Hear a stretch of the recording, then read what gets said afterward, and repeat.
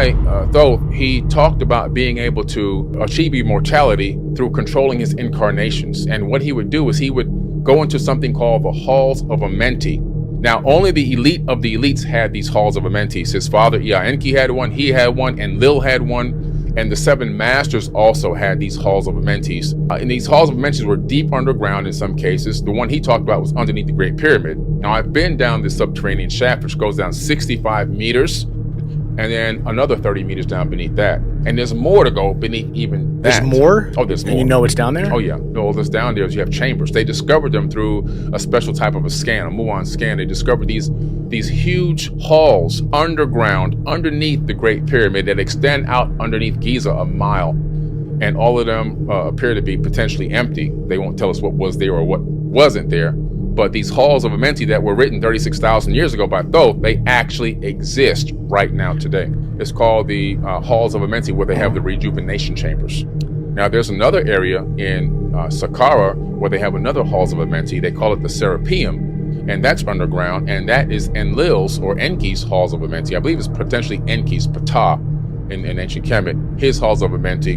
And these are gigantic, megalithic granite and diorite stone boxes that are in these halls. These alcoves are so tight, the box barely fits in there. Now, to give you an idea of why this is important, because a 1,000-ton diorite box or a 1,000-ton crystal granite box has to be carved from a piece that's about almost 2/3 larger than what you carved it down to. So that means that, first of all, you couldn't roll a gigantic ball of granite down there because it can't fit. The second thing is you can't even fit it into the alcove or the hall. And the third thing is, so you can't carve it in there. So how did they get there? You can't even navigate them after you carve them outside and put it. You can't get them. They're too big to navigate into those alcoves, which means they were manifested there or teleported there. When you analyze these halls, you realize that they look like the halls or segments of modules of a machine. Listen, these things could be 30, 40,000 years old. This is way older than mainstream is saying 4,000 or 5,000. No, these things are tens of thousands of years old, and it's just mind-blowing. Thoth says he would put his body in these things, right? And he would put his body in there. He would create bodies. So we're talking about avatars. Now, this is something we can do right now in science. I can take a skin cell from you right now. In laboratory conditions, I can turn your skin cell into stem cells. Then I could take that culture of stem cells and I can grow them, and then I can create a synthetic embryo from your skin cell. Now I can take that synthetic embryo and I can grow it to a full-grown version of you, and then I can actually transfer your mind into that new body. That's what they were doing right then. Let's look at the ancient Egyptians, for example. During the time of ancient Kemet, before it was called Egypt, these pharaohs, which were demigods, they were half human, half Anunnaki. Kingship was handed down to them to be the liaison between the Anunnaki and mankind after the Great Flood. The Kemetic people were taught about this life extension, and they were taught how to mummify. That was the original origins of mummification. They weren't taught to be mummified, that the kings would be mummified for the purpose of going into the afterlife and sailing on the solar boat. That became a mythology later on with dynastic era Egyptians. The reason why these kings would be buried in the Valley of the Kings with all their gold, all their money, their wives, their cats, right? I mean, the maids and everything else was because they believed they were going to come back and use that. If you were going to go on a solar boat and head into the afterworld, why would you kill everybody and have your money there? Because clearly, you know, your money can't be used in the afterlife. It was because they were told by these beings who were their relatives that this is the technique to preserve your DNA.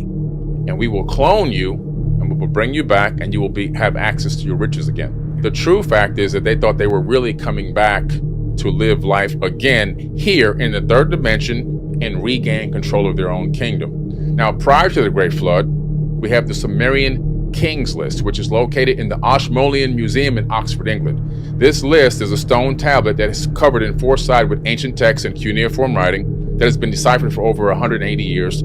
That gives you the ruling and the kingship of these kings and the years that they ruled.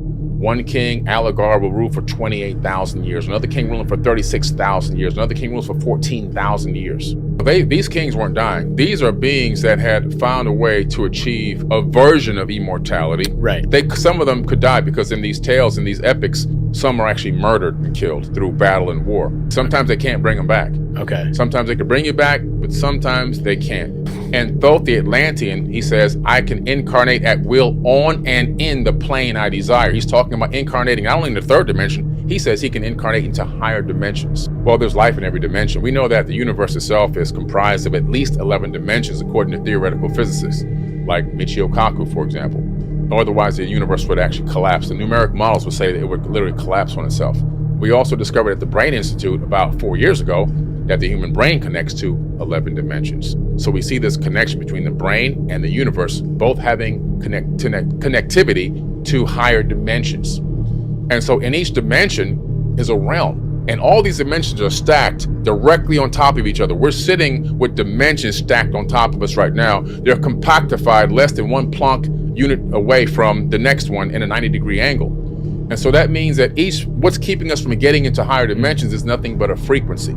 So if you can match the frequency or vibration of a higher dimension, you can walk right in, which could explain paranormal activity in our realm. Imagine a person ascends here spiritually from this dimension, leaves this avatar body behind, goes to a higher dimension, but they have the ability to match the frequency slightly of our dimension. This could be the source of paranormal activity, apparitions, and all these things. It could be beings that have ascended to higher dimensions or that already existed there that are adjusting their frequency to match slightly the subatomic frequency of the vibration of the third dimension.